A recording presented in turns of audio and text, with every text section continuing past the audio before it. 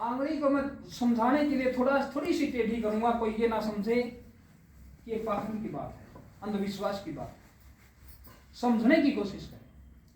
तो अकाल जब पड़ते थे, तालाबों का पानी सूख जाता है, अकाल पड़ता है जब, पेड़ पौधे मुरझा जाते हैं। अब पेड़ पौधे मुरझाएंगे तो ऑक्सीजन की कमी होगी बहनों, ऑक्सीजन की कमी होगी तो बीमारियां फैलेंगी, लोग बीमार पड़ेंगे तो लोग मृत्यु होनी शुरू हो जाएगी। तो यही तो काम होता अकाल पड़ता है जब। तो इसी तरह किसी गांव में अकाल पड़ा हुआ था मेरी बहनों। उस गांव के तालाबों का पानी सूख गया, पेड़ पौधे मुरझा गए, ऑक्सीजन की कमी हुई, लोग बीमार पड़कर मरने लगे। तो गांव के लोगों ने सलाह की कि भाई कुछ ऐसा जतन किया जाए कि इस समस्या का समाधान, स्थायी समाधान हो और हम इस समस्या से हम निपट जाए। तो गांव के लोगों ने सलाह की, एक जगह इकट्ठा होकर हम पूजा अर्चना करते हैं और जंगल की देवी और देवता को प्रकट करते हैं। तो गांव के सभी लोग इकट्ठा हुए एक जगह, जैसे आज हम इस लाइब्रेरी में इकट्ठा हुए हैं। तो सभी ने एकता का परिचय देते हुए पूजा अर्चना की, वंदना की, जैसे आज हमने त्रिशूल और पंचशील किया। तो उन्होंने जंगल की देवी और देवता को प्रकट करने के लिए वो पूजा की। खुश होकर वो जंगल की देवी और देवता प्रकट हुए। उन्होंने कहा कि भाई क्या बात, क्या समस्या है। तो गांव के सभी लोगों ने कहा कि जी अकाल पड़ा हुआ है, तालाबों का पानी सूख गया, पेड़ पौधे मुरझा गए, ऑक्सीजन की कमी हुई, बीमार पड़ के लोग मरने लगे। कुछ ऐसा जतन करें कि दोबारा से जीवन सुचारू रूप से अच्छे से चल जाए। तो जंगल की देवी ने कहा कि भाई ठीक है, मैं ये छोटा सा पौधा लगा रही हूं, इस पौधे को आप अपने खून से अपने शरीर की एक एक बूंद इस पौधे के ऊपर डालना, और जिस समय यह पौधा आपके खून से लाल हो जाएगा, लाल होते ही बरसात होगी तो पेड़ पौधे हरे भरे होंगे, बरसात होगी तो तालाबों में पानी होगा। आप अपने शरीर की एक एक बूंद इस पौधे पे डाल लेना। यह बात कहकर जंगल की देवी चली। तो लोगों ने कहा कि मेरे जैसे साथी ने कहा, मैं दूसरे का नाम नहीं लेता, कि मैं अपने शरीर का खून क्यों निकालूं, दूसरे के फायदे के लिए, दूसरे की सुख सुविधा के लिए मैं तो अपने शरीर से खून नहीं निकालूंगा।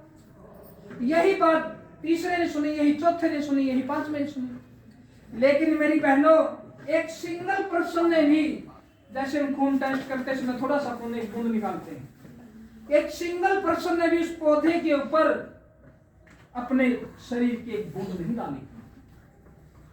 तो उसी जंगल में एक बुलबुल रहती थी।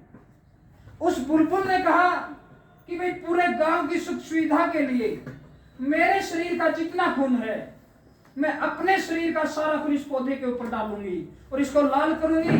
लाल होगा तो ये पेड़ बरसात होगी तो पेड़ पौधे हरे भरे होंगे, तालाबों में पानी होगा, ऑक्सीजन भरपूर मात्रा में मिलेगी और दोबारा से जीवन संभव हो जाएगा। तो उस बुलबुल ने किसी भी तरीके से अपने शरीर का खून निकाला हो, चाहे अपनी पंख काटी हो, अपनी बाजू काटी हो, कहीं से भी कुछ किया हो, अपने शरीर का सारा खून निकाला और उस पौधे के ऊपर डाला और उसको लाल किया। मेरी बहनों, लाल होते ही बरसात भी हुई, तालाबों में पानी हुआ, पेड़ पौधे हरे भरे हुए, ऑक्सीजन भरपूर मात्रा में मिली और दोबारा से जीवन संभव अच्छे तरीके से हो गया। जब बरसात शुरू हुई तो गांव में बात फैल गई कि भाई जंगल की देवी की बात तो सही हुई, चलो दोबारा उस पौधे के पास चलते हैं। जाकर के देखा मेरी बहनों, वो बुलबुल जिसने अपने शरीर का सारा खून उस पौधे के ऊपर डाल दिया था आप सबकी सुविधा के लिए, वो बुलबुल फड़फड़ा रही थी। वो गांव के लोग कहने लगे भी चलो बुलबुल को लेकर के किसी डॉक्टर के पास चलते हैं, किसी वैद्य के पास चलते हैं और इसका इलाज करवाते हैं। उस बुलबुल ने ऐसे हाथ हिला दिया कि भाई मुझे कहीं ले जाने की जरूरत नहीं है, अब मेरा समय नजदीक है, मैं मरने वाली हूं। अगर आप मेरा जीवन बचाना चाहते थे तो आप अपने शरीर से अगर एक एक बूंद निकाल कर इस पौधे के ऊपर डाल देते तो हो सकता मेरा भी जीवन बच जाता, मुझे सारा खून नहीं निकालना पड़ता। अब मैं मरने वाली हूं, मेरा अंतिम समय नजदीक है, अब मुझे कहीं जाने की जरूरत नहीं है। मेरी बहनों, वो बुलबुल कौन है, वो देवी और देवता, जंगल के देवी और देवता कौन है और वो पौधा कौन सा है, ये तो एक कहानी थी बहनों। मोरल ऑफ द स्टोरी अब आएगी मेरी बहनों। वो जंगल के देवी और देवता राष्ट्रपिता ज्योतिबा फुले देवता हैं और माता सावित्रीबाई फुले देवी है जंगल की। अकाल किस चीज का पड़ा था? अकाल हमारे लोगों के पास शिक्षा का अकाल पड़ा था मेरी बहनों। हमारे समाज के बहन बेटियों के पास शिक्षा नहीं दी जाती थी, अब शगुन समझा जाता था।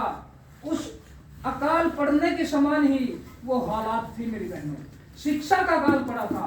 तो जंगल की उस देवी ने, माता सावित्रीबाई फुले ने वो शिक्षा रूपी पौधा जो लगाया था, वो छोटा सा पौधा माता सावित्रीबाई फुले ने मेरी माता बहनों अपने खून से सींचा हुआ है इन संतों गुरुओं ने।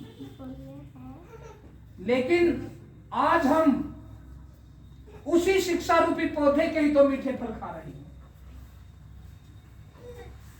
अगर हम दूसरा पौधा नहीं लगा सकते तो कम से कम जो माता सावित्रीबाई फुले ने शिक्षा रूपी जो पौधा लगाया था उसकी जड़ों में पानी तो डाल सकते, उसको तो बचा सकते। अब देखिए बहनों, परिस्थितियों को देखते हुए आज तो हमारे पास सुख सुविधाएं सारी हैं, परिस्थितियों को देखते हुए क्या उस जमाने में माता सावित्रीबाई फुले, राष्ट्रपिता ज्योतिबा फुले स्कूल खोलने के काबिल थे?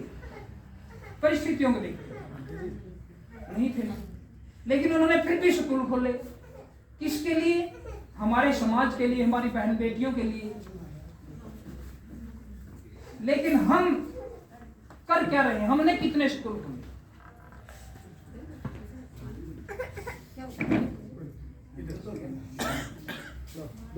तो बहनों, 2 मिनट इसीलिए ये बताना जरूरी था। शिक्षा, जब तक हम शिक्षा के ऊपर काम नहीं करेंगे, कोई व्यक्ति कहीं रहे, कहीं उठे, कहीं बैठे, कहीं जाए, हमें कोई एतराज नहीं। लेकिन जब तक आप अपने बच्चों को शिक्षित नहीं करोगे, एजुकेटेड नहीं करोगे, तो मेरी बहनों आपके बच्चों की तरक्की नहीं होगी। एक शब्द है अधिकारी, एक शब्द है अधिकारी, दूसरा शब्द है पुजारी। देखने में तो मिलते जुलते हैं अधिकारी और पुजारी। अगर आपने अपने बच्चे पुजारी बनाने हैं तो मेरी बहनों मंदिरों में भेजो। अगर आपने अपने बच्चे अधिकारी बनाने हैं तो मेरी बहनों स्कूलों में भेजो। बाबा साहब ने तो ये कलम की ताकत से 500 सिद्धांत लिख दिए संविधान में, लेकिन पढ़ना तो हमें है। मेरी बहनों, अपनी वाणी को मैं विराम देता हूँ। 2 मिनट